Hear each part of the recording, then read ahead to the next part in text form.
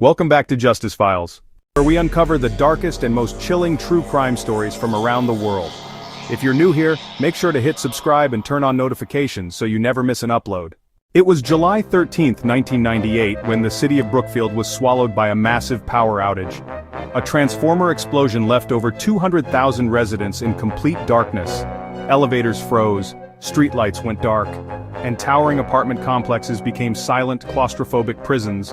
Inside one of those buildings on Riverview Avenue, something sinister was about to unfold.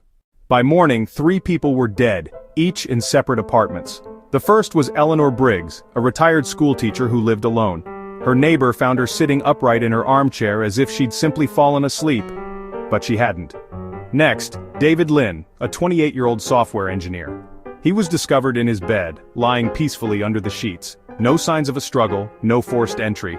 And finally, Marta Alvarez, a single mother. She was found collapsed in her kitchen, a half-prepared meal left on the counter, candles still flickering beside her body. Police were baffled. There were no fingerprints, no footprints, no broken locks or windows. The killer had moved in total darkness, leaving nothing behind. The medical examiner ruled suffocation in 2 of the cases, but there was no clear evidence of how the killer overpowered them, especially in a building where walls were thin and every sound should have been heard. Residents later admitted they heard muffled footsteps in the stairwells that night, but during a blackout, strange noises weren't unusual. No one thought to check. Investigators were convinced this wasn't random. Whoever did this seemed to know the victims. Was it a neighbor, someone familiar with the halls, the locks, and the habits of the building's residents? Or was it an opportunistic intruder, using the darkness to mask a killing spree? One chilling theory even suggested the killer had been living in the building all along, quietly observing, waiting for the blackout to strike. The murders sent shockwaves through Brookfield. Residents refused to stay in the building. Families moved out overnight.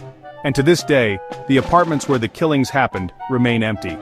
The press called it the Blackout Murders, and with no arrests, no suspects, and no closure, the case remains one of the city's most disturbing unsolved mysteries. So the question remains, who slipped through the darkness that night? How did they leave no trace?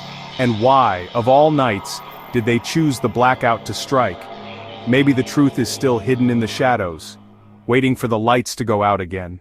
If you found this story chilling, don't forget to like this video and share it with someone who loves true crime. What do you think happened during the blackout? Was it a neighbor, a stranger, or something else entirely?